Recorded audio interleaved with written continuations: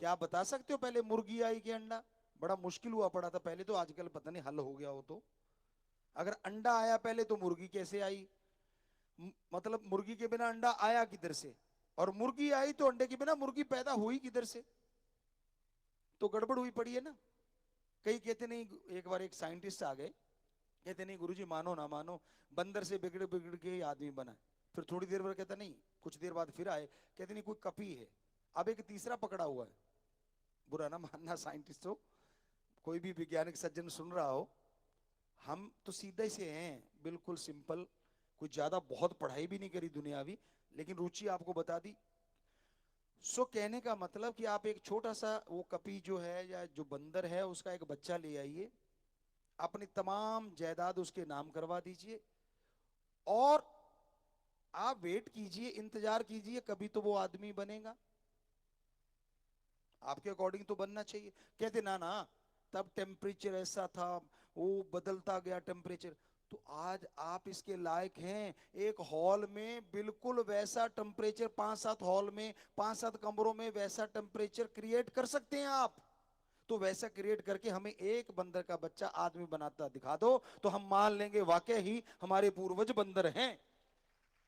Challenge है हमारा खुला। एक बंदर को उसकी पूंछ जड़ती, फिर वो दो पैरों पे खड़ा होता, जो आप फोटो में दिखाते हैं कि ऐसे ऐसे बदलता गया।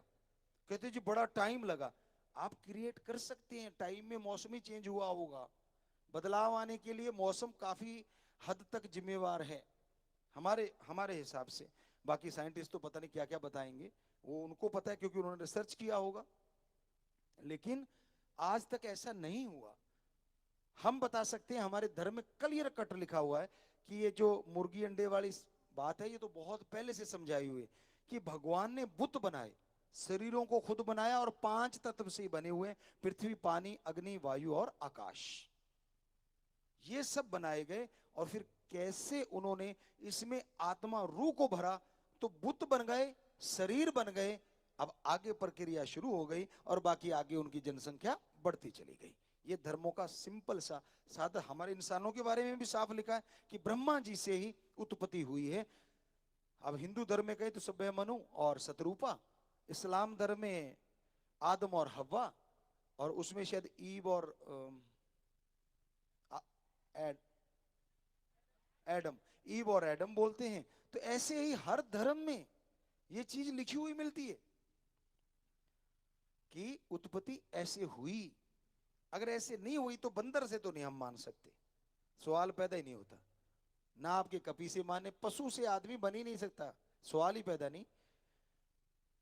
और रावण की चर्चा हो रही थी, हम ये नहीं कहते कि वो गुणी कम था, वो तो राम जी ने कहा था बहुत गुण है, लेकिन जब उसने बुराई कर दी तो बुराई का प्रतीक बन गया। लेकिन उस गुण की बात करें तो वो तो सफल क्लोन ज्ञाता था, और क्लोन भी गजब कि वो सेल से बनाता था। उसके खुद के 5 बच्चे थे, बाकी जो 1 लाख थे वो सारे के सारे क्लोन टाइप थे, सारे के सारे उसके। और सरैन वैद जो था, उनकी कारगुजारी थी, दोनों ने मिलके वो चीजें बनाई थी। समुद्र की तलहटी में उनको पैदा किया गया था। यहाँ बहुत ज्यादा ठंड पाई जाती है, आज भी -डिग्री में शायद परखनली में बच्चे पैदा जो होते हैं वो काफी -डिग्री में होते हैं। हमें लगता है डॉक्टर साहब जो यहाँ बैठे हुए हैं वो जानते हैं इन चीजों को, जो सुन रहे हैं शायद उनको तो पता ही है, वो तो ये करते ही हैं। तो वहां जो हमने पढ़ा रहा, ये पवित्र रामायण से निकली चीजें हैं जो आपको सुना रहे हैं। तो इस तरह से ये सब कुछ हुआ था।